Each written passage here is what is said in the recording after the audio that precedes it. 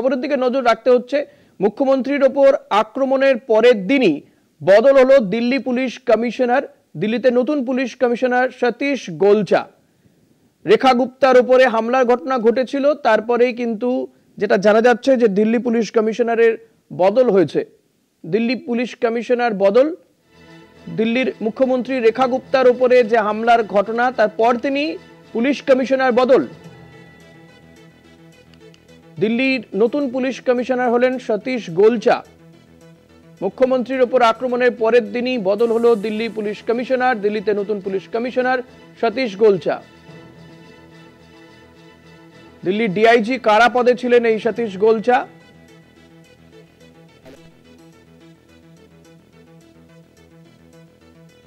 অরিত্র ঘোষ রয়েছেন আমার সঙ্গে। অরিত্র, কি জানা যাচ্ছে বিষয়?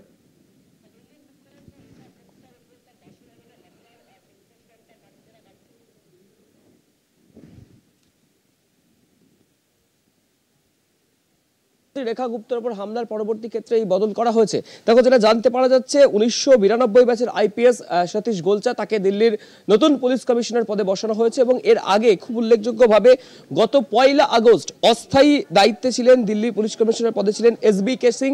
তিনি 1988 ব্যাচের অফিসার ছিলেন এবং তিনি দায়িত্ব নেওয়ার কয়েকদিনের মধ্যেই মুখ্যমন্ত্রীর উপর এরকম হামলা ঘটে এবং একজন মুখ্যমন্ত্রীর নিরাপত্তা ব্যবস্থার গাফিলতিরও অভিযোগ ওঠে বিভিন্ন মহল থেকে। তারপরেই কিন্তু যেটা দেখা গেল যে নোটিফিকেশন জারি করা হলো এবং দিল্লির নতুন পুলিশ কমিশনার হিসেবে দায়িত্ব নিলেন সতীশ গোলচা, 1992 ব্যাচের আইপিএস। এর আগে তিনি দিল্লির ডিআইজি প্রিজন অর্থাৎ ডিআইজি কারা পদে কর্মরত ছিলেন। সেই জায়গা থেকে তাকে নিয়ে আসা হলো দিল্লির নতুন পুলিশ কমিশনার হিসেবে। একদমই। আরেকটা বিষয় একটু জানতে চাইবো যে দিল্লি পুলিশ কমিশনার বদল, রেখা গুপ্তার উপর তার আগে যে হামলার ঘটনা ঘটলো তাতে তো একজনকে গ্রেপ্তারও করা হয়েছে, কিন্তু এই হামলার উদ্দেশ্য কি ছিল এবং যে কারণে পুলিশ কমিশনার বদল করতে হলো, কোথাও গিয়ে কি পুলিশি ব্যর্থতা, সেটা একটা নজরে এসছে? দেখো, গতকালকে হামলার পর থেকে বেশ কিছু প্রশ্ন উঠতে শুরু করেছিল যে কি উদ্দেশ্যে ওই যুবক মুখ্যমন্ত্রীর বাড়িতে প্রবেশ করেছিলেন। সেই বিষয়টি নিয়ে যখন দিল্লি পুলিশ তদন্ত শুরু করেছিল, তাকে গ্রেপ্তার করা হয়েছিল এবং গ্রেপ্তারের পরেই একটি সিসিটিভি ফুটেজ সামনে এসেছিল, যেখানে দেখা যাচ্ছে বেশ কয়েকদিন ধরে দিল্লির মুখ্যমন্ত্রী রেখা গুপ্তের বাড়ি সংলগ্ন এলাকাতে তিনি রেকি করছিলেন। এত কিছু ঘটনা ঘটে গেল এবং একজন মুখ্যমন্ত্রী যিনি বাড়িতে জনশুনানি কর্মসূচিতে ব্যস্ত ছিলেন, সেইখানে প্রবেশ করে মুখ্যমন্ত্রীর ক্লোজ প্রক্সিমিটি গিয়ে তাকে আঘাত করলেন, তাকে ধাক্কা দিলেন। ইন্টেলিজেন্স কোথায় ছিল, পুলিশের নিরাপত্তা কোথায় ছিল, সেই প্রশ্নগুলো স্বাভাবিকভাবেই উঠতে শুরু করেছিল।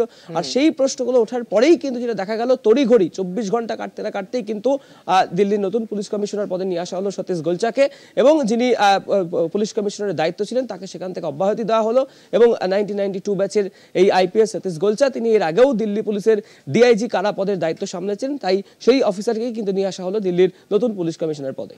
অরিত্র, এটা ঠিক তুমি যেমনটা বললে, কোথাও গিয়ে একটা হয়তো ইন্টেলিজেন্স ফেলিওর ছিল দিল্লি পুলিশ, এবং সেটা দিল্লি পুলিশ হচ্ছে স্বরাষ্ট্র মন্ত্রকের অধীনে। সেক্ষেত্রে এই এতজনের ব্যর্থতা একজন পুলিশ কমিশনারের ঘাড়ে কি চাপানো হলো? কোথাও গিয়ে কি তাকে স্টেপগোট করা হলো? দেখো, এই সামগ্রিক প্রশ্নের উত্তর মিনিস্ট্রি অফ হোম অ্যাফেয়ার্স এবং দিল্লি পুলিশের যারা শীর্ষ অফিসিয়ালস রয়েছেন তারাই দিতে পারবেন। তার কারণ দিল্লি পুলিশ সূত্রে যেটা জানানো হয়েছে যে তারা এই ঘটনার তদন্ত করছেন এবং গতকালকে একটি সিসিটিভি ফুটেজের সামনে এসেছিল, যেখানে দেখা যাচ্ছিল ওই যুবক বেশ কয়েকদিন ধরে রেকি করছিলেন। স্বাভাবিকভাবেই এই প্রশ্নটা তো উঠবেই যে একজন মুখ্যমন্ত্রীর বাড়ির সামনে রাস্তা, ক্লোজ প্রক্সিমেট জোন, যেখানে BNS 163 পুরাতন 144 ধারা জারি থাকে, সেই সমস্ত জায়গায় কিভাবে একজন যুবক এভাবে অবিন্যস্তভাবে ঘুরে বেড়াচ্ছেন, কেন পুলিশ কর্মীদের নজরে এলো না? স্বাভাবিকভাবে সেই প্রশ্নগুলো উঠেছে এবং অবশ্যই স্বরাষ্ট্র দপ্তরের অধীনে থাকা এই পুলিশের একটা ব্যর্থতা নিয়ে অবশ্যই প্রশ্ন উঠেছিল বিভিন্ন রাজনৈতিক মহল থেকে। তারপরেই কিন্তু এই সিদ্ধান্ত নেওয়া হয়েছে। তবে আদতে ঠিক কি কারণ রয়েছে এটা অনুমান যে মুখ্যমন্ত্রীর উপর হামলার ঘটনার পরেই হয়তো পুলিশ কমিশনারকে বদল করে দেওয়া হলো নিরাপত্তার গাফিলতি যে অভিযোগ উঠছিল সেই অভিযোগগুলোকে খতিয়ে দেখার পরে। কিন্তু আদতে আর কোনো কারণ রয়েছে কিনা, যেমনটা তুমি একদম বলার চেষ্টা করলে যে স্টেপগোট, সেই বিষয়টা স্বাভাবিক স্বরাষ্ট্র দপ্তরই বলতে পারবেন এবং সিনিয়র অফিসিয়াল যারা রয়েছেন দিল্লি পুলিশের তাদেরই বক্তব্যের বিষয় এটা।